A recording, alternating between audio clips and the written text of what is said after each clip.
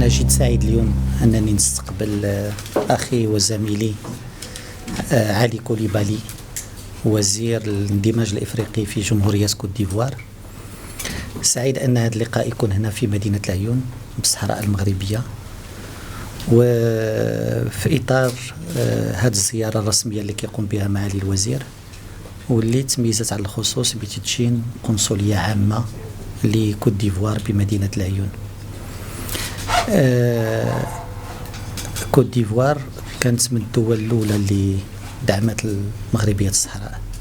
عالم الكوت ديفوار كان كيرفرف في المسيرة الخضراء في 1975، وبالتالي المواقف ديال جمهورية كوت ديفوار كانت دائما مواقف ثابتة فيما يتعلق بمغربية الصحراء. وهذا القرار اللي خدا فخامة الرئيس ألاسان وطارا بفتح قنصلية عامة عنده واحد الخصوصية الأولى هي الطريقة باش اللي مشات فيها كوت ديفوار للإعلان على أو اتخاذ هذا القرار. كوت ديفوار هي أول دولة كدير قنصلية عامة ماشي قنصلية. ثانيا أن فخامة الرئيس فضل بأن القرار يتخاذ في مجلس وزاري، وتخاذ في الشهر الماضي في إطار مجلس وزاري قرار بفتح قنصلية بشكل علني وبشكل رسمي. ثانيا تعلن عليه من قبل الناطق الرسمي باسم الحكومة الإيفوارية في إطار واحد البلاغ اللي صدروا الناطق الرسمي باسم الحكومة الإيفوارية على إطار الاجتماع الوزاري.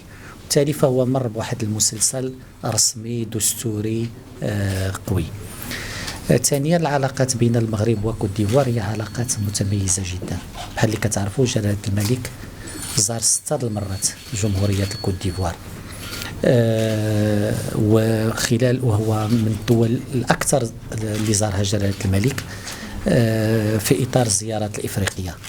وخلال كل هذه الزيارات تم تعزيز العلاقات الثنائية، بحيث أنه اليوم كاين هناك واحد تعاون ثنائي، تعاون تقني، تعاون اقتصادي مهم بين البلدين.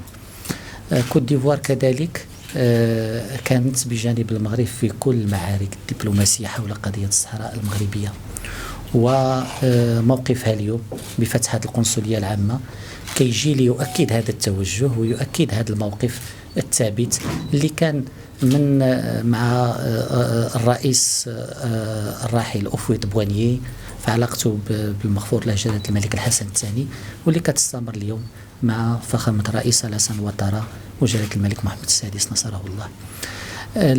القنصلية اليوم هي القنصلية الخامسة اللي في العيون. كنا تحدثنا لما بدأت هذه العملية بأننا نوصلوا 10 في نهاية 2020. كيبان بأننا يمكن بحال اللي قلت غنوصلوها في نهاية هذا الشهر، ومجال لأن دول كثيرة طالبة أنها تفتح. القنصليات ديال كوت ديفوار هنا غيكون عندها بالإضافة الرمزية ديالها السياسية والقوة ديالها كخطاب أو كرسالة سياسية حول دعم مغربية الصحراء، غادي يكون عندها واحد دور قنصلي مهم، بحيث أن كاين واحد 1000 من الإيفواريين اللي كيعيشوا في الصحراء المغربية، واللي غيكون عندهم واحد القنصلية في خدمتهم.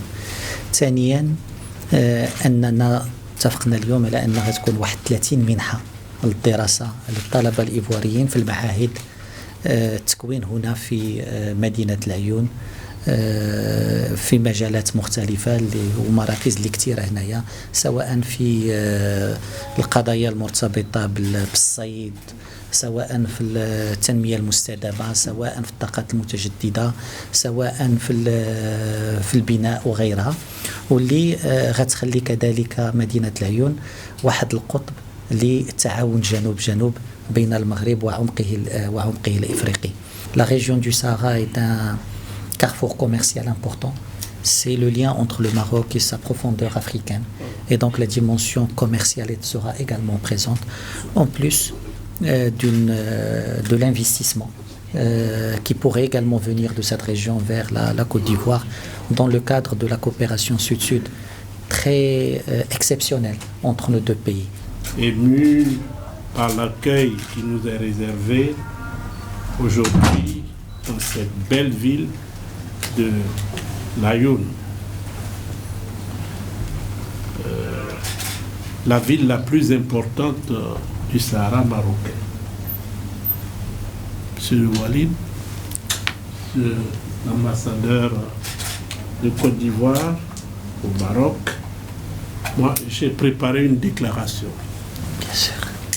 Compte tenu de la solennité de l'événement, je n'ai pas la même aisance que mon frère Nasser Bourita qui a improvisé à merveille ce qu'il avait à dire. Et donc vous m'autoriserez à lire ma déclaration. Mesdames et messieurs, avec l'inauguration du consulat général de la Côte d'Ivoire à l'Aïoun, la ville la plus importante du Sahara marocain, à la porte de l'Afrique, c'est incontestablement une nouvelle pierre blanche dans les relations exceptionnelles qu'entretiennent depuis des décennies deux pays frères qui s'apprécient et se respectent, la Côte d'Ivoire et le Maroc. Chacune et chacun mesure la portée de ce acte qui traduit, s'il en était encore besoin, le caractère exemplaire et privilégié qui unissent nos deux nations.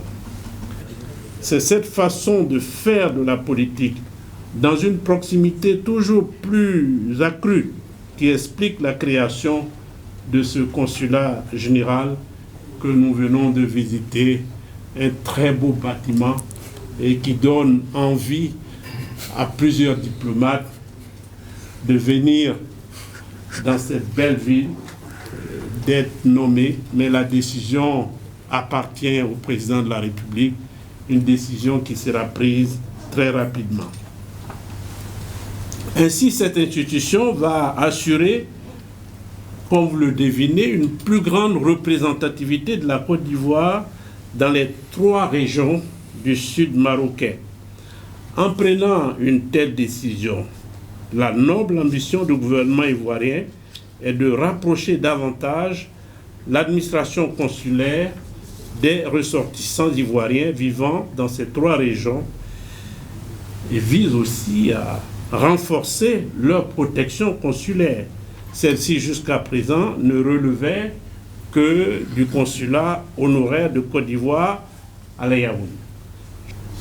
Cette vérité implacable, la Côte d'Ivoire et le Maroc ont vocation à marcher ensemble.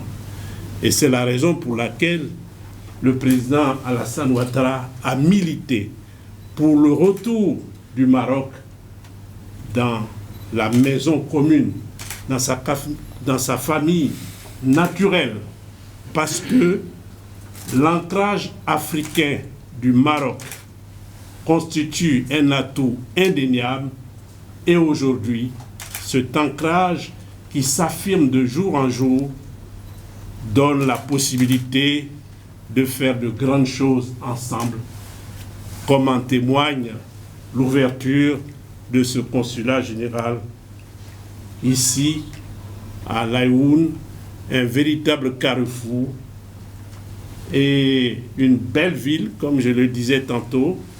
Et je voudrais remercier mon frère, le ministre des Affaires étrangères du Maroc, pour l'annonce qu'il a faite ce matin, l'augmentation du nombre de bourses que le Maroc met à la disposition de la Côte d'Ivoire, une 30aine de bourses en plus. C'est un cadeau royal et nous nous en réjouissons. En tout cas, merci, Monsieur le ministre. Merci encore une fois de l'accueil. Merci aux autorités de la ville qui nous ont ouvert leurs bras. Merci à nos amis marocains pour leur amitié et la solidarité agissante dont ils font preuve quotidiennement à l'endroit de leurs frères ivoiriens. Vive le Royaume du Maroc, vive la République de Côte d'Ivoire. Vive l'amitié entre deux pays frères qui s'aiment intensément. Je vous remercie. ما تنساش تابونا في لاشين وتأكد بالجرس باش يوصلك جديد فيديوهات من هيث بريس.